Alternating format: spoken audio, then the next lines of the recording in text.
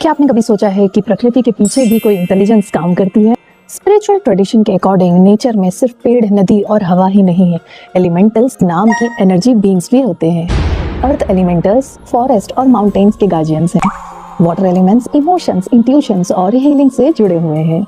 Air elementals ideas, wisdom और inspiration को influence करते हैं। फायर एलिमेंटल्स ट्रांसफॉर्मेशन, पैशन और स्पिरिचुअल पावर का प्रतीक है। कुछ लोग इन्हें रियल स्पिरिचुअल एंटिटीज मानते हैं और कुछ इन्हें हमारे अंदर की हिडन एनर्जीज और आर्किटाइप मानते हैं। जितना गहरा आप नेचर से कनेक्ट होते हो उतना ही गहरा आप खुद से कनेक्ट होते हो। तो क्या एलिमेंटल सिर्फ माइथोलॉजी है या नेचर का हिडन कॉन्शियसनेस? कमेंट करके बताओ।